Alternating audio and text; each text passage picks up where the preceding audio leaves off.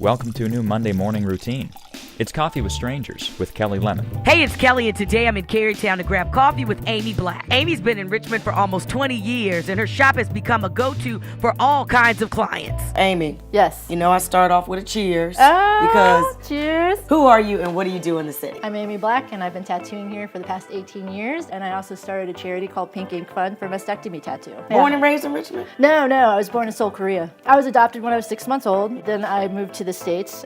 We moved around a little bit when I was younger, but we pretty much planted in Ohio. Oh, okay. And I lived there until 1998, and then I moved to Richmond then. What brought you here? It was more about just getting out of Ohio. Did you have friends here? I'm just always intrigued when someone, especially in 1998, we weren't that bright, shiny, everybody goes to Richmond RVA that we are now. But it was. Guar was here, the music scene was awesome, the Look at tattoo you. scene was amazing, the art scene, it was so cool. When'd you get into tattooing? Right around 2000. What was the challenges for you being a woman in this field? It was really challenging. I actually almost gave up. Really? Yep, before I started apprenticing in Richmond. I had tried a couple of times in Ohio and I just had really negative experiences. But whenever I moved to Richmond, I wasn't planning on tattooing. And then after about a year and a half of being here, I was like, something in my gut said I need to give it one more shot. And so I did, and now, 18 years later. Who does yours? I have friends in Japan, also in Portland, and in New York City and stuff that have tattooed me over the years. I do have a couple. I got one that I don't even understand why I did it. Went to UVA and actually got a Black Panther on my back.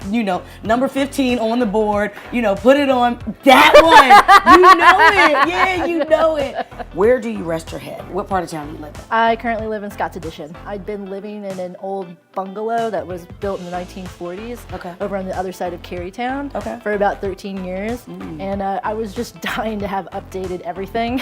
It was nice to not have the water heater and the washer in the kitchen. Yeah. Do you cook? Yeah, I'll eat just about anything. I was vegetarian for about 3 or 4 years, but that was a while ago. My boyfriend's a great cook, so he actually has taught me how to do a couple dishes, but I know how to do some Korean stuff, some Chinese stuff, things like that. Where do you like to eat? We order in a lot. So when you order in, do you order in local or Oh yeah. Yeah. What's some of your some of your takeouts of choice then? Well, I just discovered banchan. We order a lot from Bovine. We dabble around and try a lot of Mexican around here. Got it. I think we're about to try Le Jardin. Real quick, when you're hungry and don't want to leave the house, download the DoorDash app and have your cravings delivered straight to your door. Get $5 off your first order of $15 or more and free delivery using promo code Coffee with DD at checkout. Now back to the coffee.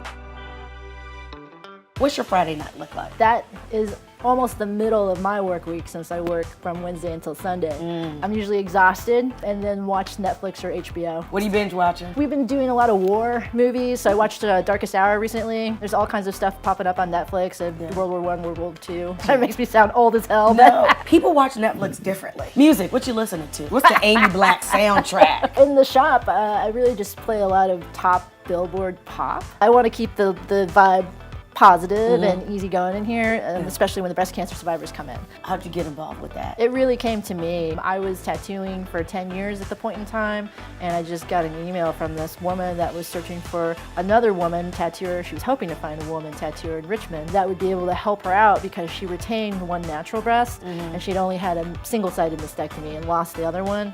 They had put an implant in, but then there was no nipple reconstruction, and she was hoping to be able to make a match. And she'd seen 3D tattooing for this stuff done by another guy up in Maryland, but she's from Richmond and hoping to stay local. So she was really the starting point of everything. For those that don't have money, to pay for it, do you offer services for that? I started the charity to hopefully help people that had that kind of problem. Right now we're doing $250 grants per person who are in need, and then that goes to whatever they want. They can choose to get tattooed by me, but they can go to any artist that they want. What do you think are some things that Richmond's ignoring? I feel like Richmond is highlighting so many places I never thought it would when I moved here. If this is happening, for instance, like with the breweries and the music scene and the Black Restaurant Week and all this other stuff going on, then I probably don't need to worry. They're gonna be searching for the next, new big thing. Do you want Richmond to grow? I never see a problem with growth as well as it's handled well.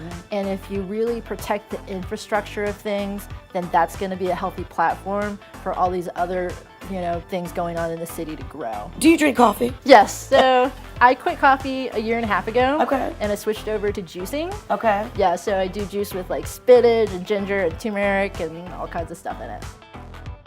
What's your Richmond speech? The beer scene here is amazing, and then that's bringing in the food. Yeah. And the tattoo scene was already here. I grew up in a really small town in Ohio, and I moved here from a bigger city in Columbus.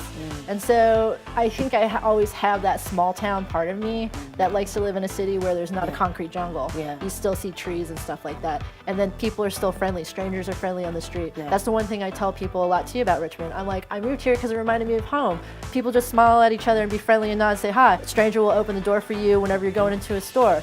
And I like that. To hear the rest of my interview with Amy, check out the Coffee with Strangers podcast in your preferred podcast app. Subscribe to this channel on YouTube and visit coffeewithstrangersrva.com to sign up for the newsletter. Oh, and download the DoorDash app using promo code CoffeeWithDD. Okay, see you soon.